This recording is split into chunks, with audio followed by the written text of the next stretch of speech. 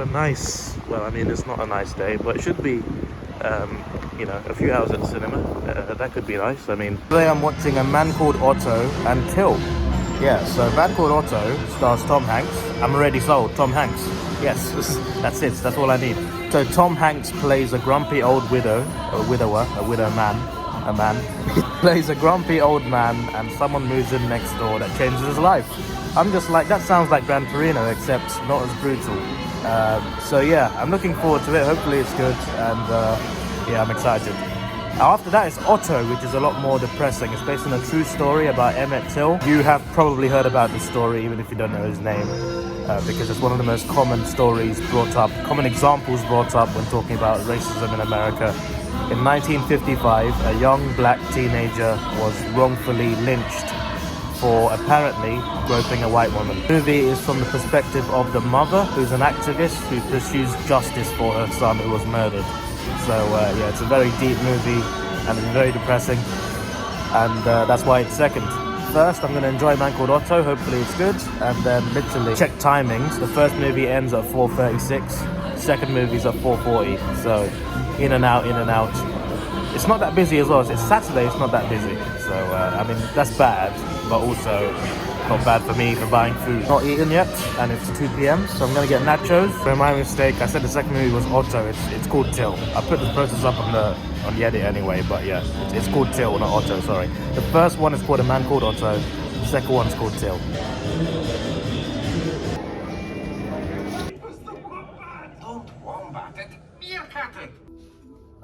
So I just got out from A Man Called Otto. That was amazing. Honestly, I was on the verge of tears. I was about to cry. That movie was getting me there. That was very emotional. I thought it was going to be like comedy, and it was, because Tom Hanks plays a grumpy old man, and he's lost his wife a few months ago. But the way he argues with some people, in like the shopkeepers, and it's just funny the way he argues with people. The things he says sometimes. He's angry, and he's a very moody man, a very grumpy man. But the way he gets angry is funny.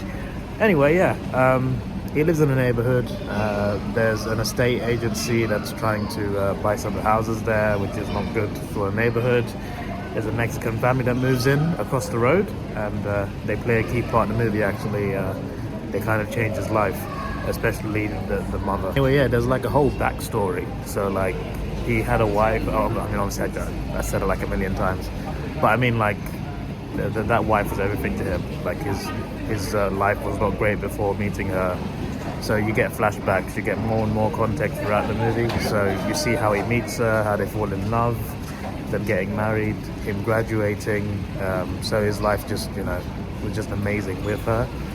And he also shows something bad that happens, because at one point, I mean, it's a spoiler actually, but let's just say they're on a trip, something bad happens. This is not when she dies, because she dies of old age later on, but like, something happened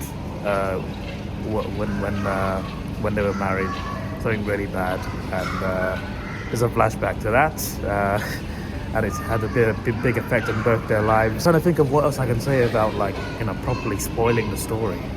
But yeah, the whole point is a big backstory, and then she was everything to him. Like, she brought the color to his black and white life, and his life felt black and white after that.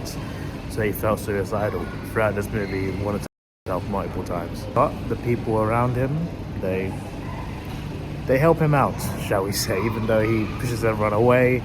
The Mexican family across the street, they don't give up on him. His neighbors that are already there. A kid in the neighborhood who used to be who used to know his wife as well. It plays a big role. It's about a man who has lost everything to him and wants to die and wants to join her, but the people around him remind him why there's a reason to keep on living, just like his wife would have wanted him to. It's an amazing story. It's a very sad, emotional movie that I was not ready for, but it's a 9.5 out of 10. It's the first movie I've seen of 2022.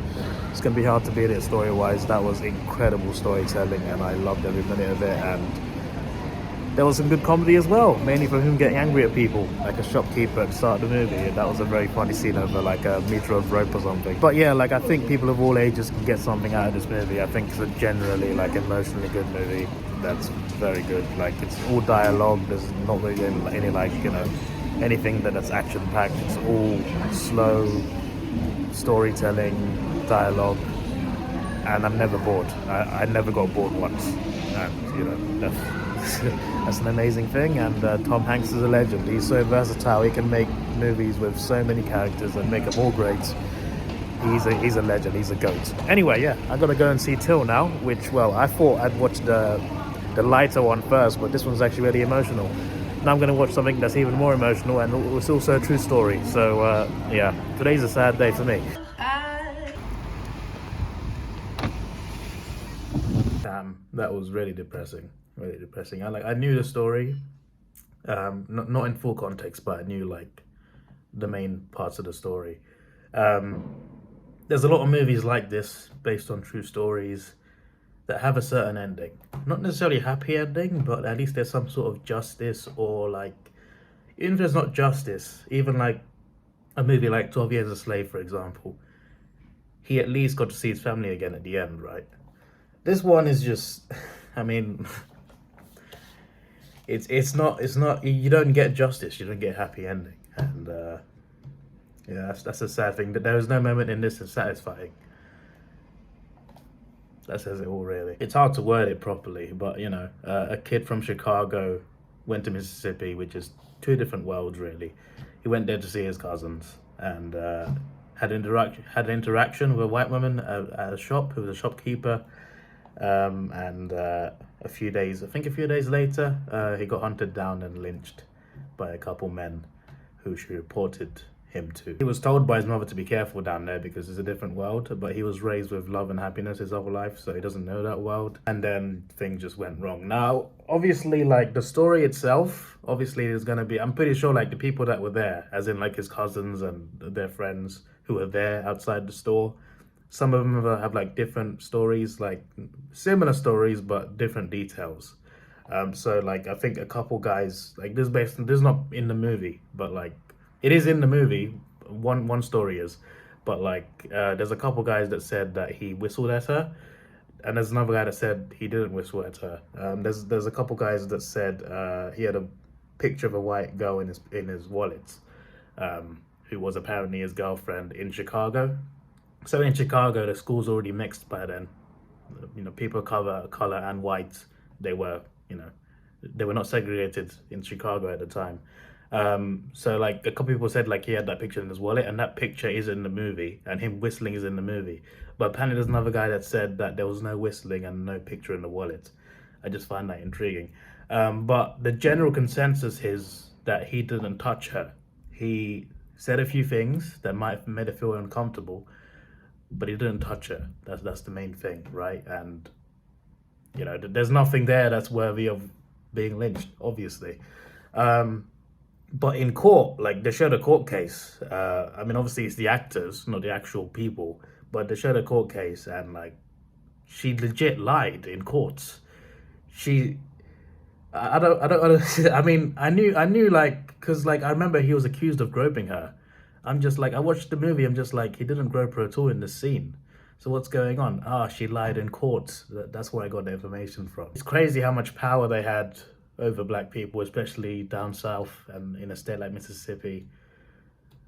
And damn, it was just crazy. And his mother became, like, she wanted justice for her son, which she didn't even get. But she became an activist, and she fought for human rights. There was a civil rights act introduced 2 years later. I can't remember the exact name. But the most shocking fact is there is an anti-lynching law that's been put in place in 2022, in I think March, it said. Yeah, 67 years after the guy died, 14 years old, by the way, after he was murdered. Now they passed through the anti-lynching law in 2022. Like, that's very recent. Like, what? Obviously a sensitive topic. I mean, if you've learned about American racial history, especially, this boy, you've probably seen it before. Even if you've not heard of his name, or even seen his face, you've probably heard of the story before, because it's like, in terms of like civil rights movements and equality movements, he's like one of the top examples brought up all the time, and for good reason, because what happened was clearly wrong, and it was one of the biggest examples of that sort of thing happening. So yeah, it's already eye-opening. Like, and I learned some new details that I didn't know before, but still, like, even though I knew the general story, it was still very shocking and disturbing to see a lot of those scenes, especially in the courtroom. The courtroom, you know, the judge, the jury, most of the audience, all white and all seemingly against, Till's mother, who was also testifying there, and obviously Till himself. But yeah, one of the most shocking parts as well is the body. I haven't seen the actual like real life pictures, but in the movie, oh my days, you can't even recognize him. His mother did, because it's his mother. She knows his body, but it's an unrecognizable body. And the only reason anyone even identified him in the first place in Mississippi when he was dumped in the river was he was wearing a ring, his dad's ring. His dad was a war veteran, World War II. Even fighting World War II against the Nazis is not enough to earn your family respect. He got murdered for nothing. Like, it's not like he did the things that the woman said he did. It was just words. Yeah, sure. Like, maybe, like, there's a chance he could have said things that were wrong. Sure. But he didn't do anything that was worthy of a death sentence, and it was racially motivated, and it's really sickening. It's really sickening to... I'm not very good at talking about these things, so my wording is not going to be great. I might not come across the best, but yeah, it's just devastating. Even though it happened a long time ago, it's still devastating to hear about that. And yeah, 14 years old, and based on the movie, seemed like a very happy child as well. Always smiling, one of those kids, always happy, and never in a bad mood. Made it even worse when, like, I knew it was coming. I'm just like, oh, it's coming, because as soon as they literally, the first scene we saw of that shop, I'm just like, oh, it's happening here. Today was a sad day at the cinema. A Man Called Otto almost made me cry, and Till had me devastated. So I find it hard to give ratings on movies like this, but when you watch movies like this, you got to judge the acting and stuff like that, and the telling of the story, and they told it well, and they really, like, obviously they're going to show the mother's grief and grief for other people as well. They did a good job of that. The actors did a great job of portraying everyone, even the woman who lied. Obviously the actress is the actress. She didn't do anything. She was just playing the role. But yeah, the woman is actually still alive, never faced any punishment. She's 89 though, so leave her alone. Someone religious people will believe that someone upstairs she will answer to him. This is your boy Davidoff. Rating based on the acting and the incredible storytelling. The way they portrayed the story could not have been easy. So I'm gonna give it a 9 out of 10. It's good storytelling, and I recommend it. This is your boy Davidoff. Please like, share, subscribe. Thanks for watching. Have a good day, and see you.